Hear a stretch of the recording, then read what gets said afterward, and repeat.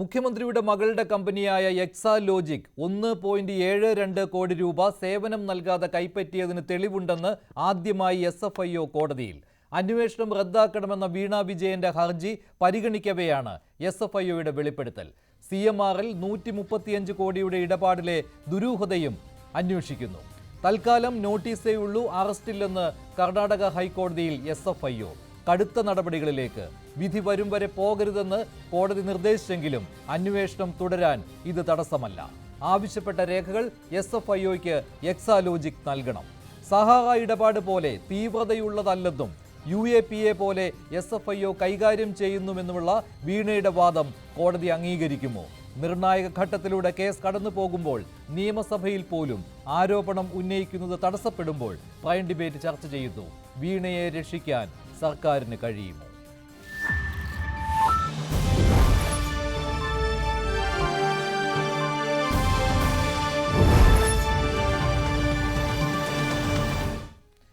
Prime ഡിബേറ്റിൽ CPM സഹയാത്രികൻ advocate BN Haskar, proper ചാനലിന്റെ പ്രതിനിധി ശ്രീ MK ഹരിദാസ്, വലത് സഹയാത്രികൻ ശ്രീ ഷാബു പ്രസാദ് എന്നിവർ ചേരുകയാണ്.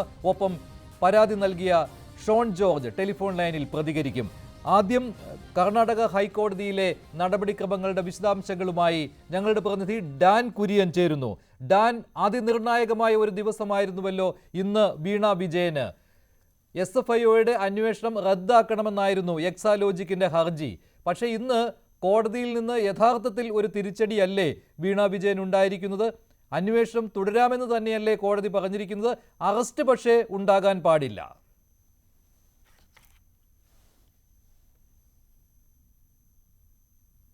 വിജയന്റെ നേതൃത്വത്തിലുള്ള അവർ നേതൃത്വം നൽകുന്ന എക്സാലോജിക് കമ്പനിയുടെ പ്രധാനപ്പെട്ട ആവശ്യം രജിസ്ട്രാർ ഓഫ് കമ്പനീസിന്റെ അന്വേഷണം പുരോഗമിക്കുന്ന ഘട്ടത്തിൽ SFIOയും ഈ കേസിൽ അന്വേഷണമായി കടന്നു വരുന്ന സാഹചര്യം അത് അംഗീകരിക്കാനാവില്ല എന്ന വാദമായിരുന്നു പ്രതിഭാഗം പ്രധാനമായി ഉന്നയിച്ചത്. പക്ഷേ അവിടെ കൃത്യമായി കോടതിയുടെ ഭാഗത്തു നിന്ന് വിലയിരുത്തലുണ്ടായിരിക്കുന്നു. അന്വേഷണം യാതൊരു വിധത്തിലും തടസ്സപ്പെടാൻ പാടില്ല.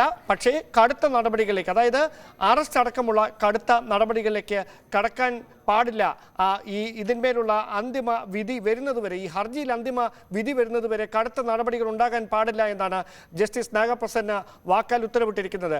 പ്രധാനമായി അന്വേഷണവുമായി സഹകരിക്കണമെന്നും ഇതിനാവശ്യമായി എക്സാലോജിക്കിന്റെ ഭാഗത്ത് ആവശ്യമായ മുഴുവൻ രേഖകളും അന്വേഷണ ഉദ്യോഗസ്ഥർക്ക് മുമ്പിൽ അഥവാ SFIOയ്ക്ക് മുമ്പിൽ ഹാജരാക്കണമെന്നുമാണ് കോടതിയുടെ ഭാഗത്തു നിന്നുണ്ടായിരിക്കുന്ന പ്രധാനപ്പെട്ട നിരീക്ഷണം. എന്തായാലും ഈ ഹർജി താൽക്കാലികമായി അന്വേഷണം നിർത്തിവെക്കണമെന്ന് ആവശ്യപ്പെട്ടുകൊണ്ടായിരുന്നു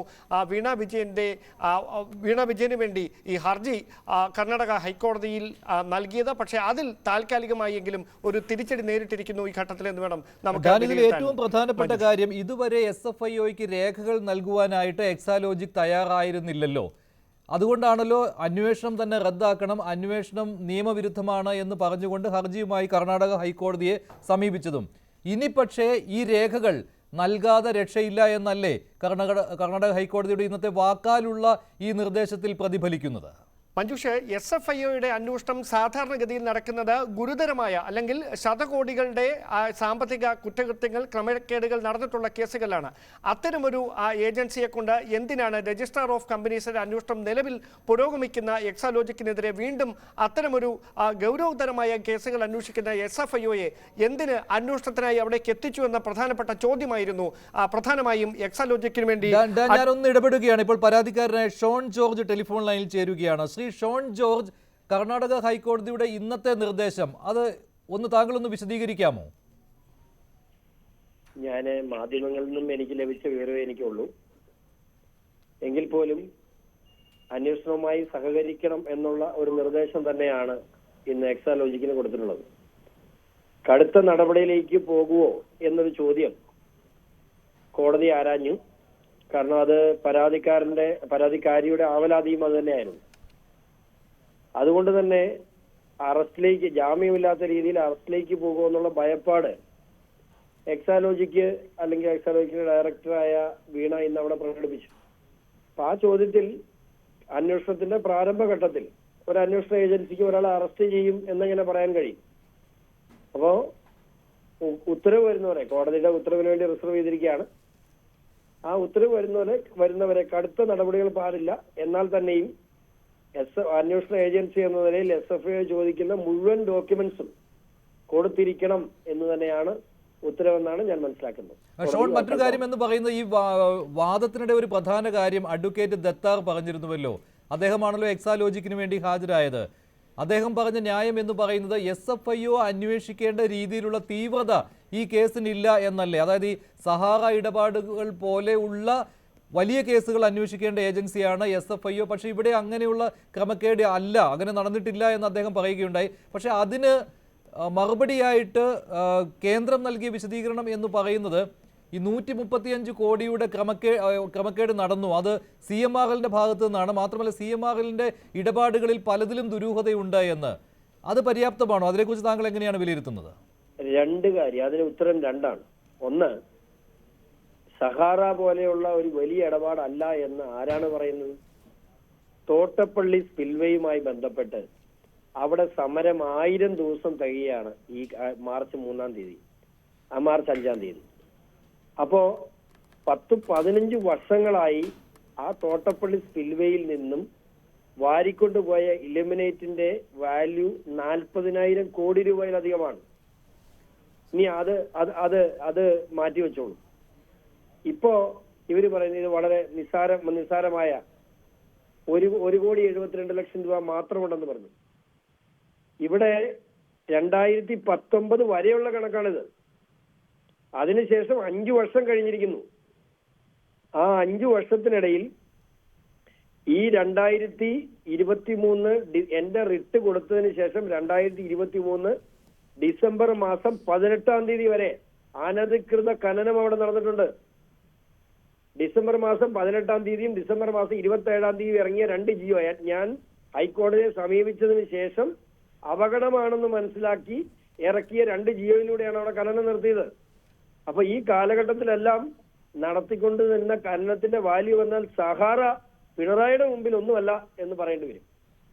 അതുപോലെ തന്നെ മറ്റൊരു കാര്യം കൂടി, ഒരു പ്രധാനപ്പെട്ട ഒരു വിഷയത്തിലാണല്ലോ ഇവിടെ വാദം നടക്കുന്നത്. ഒന്ന്, ഒരന്വേഷണം നടക്കുകയായിരുന്നു കമ്പനീസ് ആക്ട് 210 അനുസരിച്ച്. അപ്പോൾ പൊടുന്നനെ SFIO അന്വേഷണം സെക്ഷൻ 212 അനുസരിച്ച് എങ്ങനെ നടത്തും? ഇതാണല്ലോ അരവിന്ദ് പി ദത്താർ ആവർത്തിച്ച് കോടതിയിൽ പറഞ്ഞുകൊണ്ടിരുന്നത്. അത് മാത്രമല്ല, ഈ രണ്ടാമത്തെ അന്വേഷണമായ SFIOയുടെ അന്വേഷണം അത് ഞങ്ങൾ അറിഞ്ഞിട്ടില്ല എന്നും അരവിന്ദ് പി ദത്താർ വാദിക്കുകയാണ് എക്സാലോജിക്കിനും വീണ വിജയനുമായി വേണ്ടി കർണാടക ഹൈക്കോടതിയിൽ. ഈ ഒരു നിയമപ്രശ്നത്തിലാണല്ലോ കർണാടക ഹൈക്കോടതി ഒരു തീരുമാനം എടുക്കേണ്ടത്. താങ്കൾ എങ്ങനെയാണ് കാണുന്നത്? അത് ഇന്നത്തെ ഈ വാദത്തിൽ പ്രതിഫലിക്കുന്നത് അന്വേഷണത്തിന് തടസ്സം കോടതി നിൽക്കില്ല എന്ന് തന്നെയാണോ? ഈ 210 അനുസരിച്ചുള്ള കഴിഞ്ഞ ദിവസം ബഹുമാനപ്പെട്ട കേരള ഹൈക്കോടതി കൃത്യമായി കമന്റ് ചെയ്തിരുന്നു. What is 210? 210 കമ്പനികളെ അദ്ദേഹം വന്ന് കോടതി പറഞ്ഞൊരു കാര്യമുണ്ട്. ഇത് കമ്പനിയെ പേടിപ്പിക്കാനുള്ള ഒരു സെക്ഷനാണ്, അല്ലെങ്കിൽ ഒരു എൻക്വയറിയാണ്. കമ്പനികളുടെ പരിധിക്കുള്ളിൽ ആ 210 എൻക്വയറി തന്നെ പ്രോസിക്യൂഷൻ ഇമ്മ്യൂണിറ്റി ഉണ്ട്. ആർക്ക്? CMRL. എക്സാലോജിക്കിനും KSIDCക്കും ഇല്ല, പക്ഷെ CMRL പ്രോസിക്യൂഷൻ ഇമ്മ്യൂണിറ്റി ഉണ്ട്.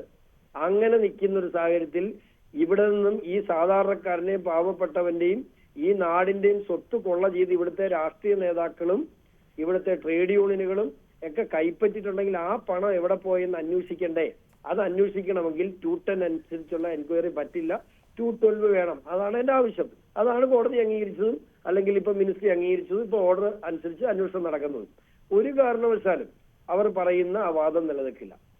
അങ്ങനെയാണ് താങ്കൾ ആത്മവിശ്വാസത്തിലാണ് ഇതേപോലെ തന്നെ അന്വേഷണം മുന്നോട്ട് പോകും? ഇവിടെ ഒറ്റ കാര്യത്തിൽ മാത്രം ഒരു കോടതിയുടെ ഒരു വാക്കാൽ നിർദ്ദേശം വന്നിട്ടുണ്ട്, അറസ്റ്റ് ഉണ്ടാകരുത്. അതായത് കടുത്ത നടപടികൾ എന്ന് ഉദ്ദേശിക്കുന്നത് ചോദ്യം ചെയ്യലും അറസ്റ്റും ആയിരിക്കുമല്ലോ സ്വാഭാവികമായിട്ടും. അത് മാത്രമല്ല, SFIO കോടതിയിൽ പറയുകയുണ്ടായി, കോടതി ഒരു വട്ടം ചോദിച്ചിരുന്നു SFIOയോട് ഇന്ന് കർണാടക ഹൈക്കോടതി അറസ്റ്റ് ചെയ്യാൻ ഉദ്ദേശമുണ്ടോ എന്ന്.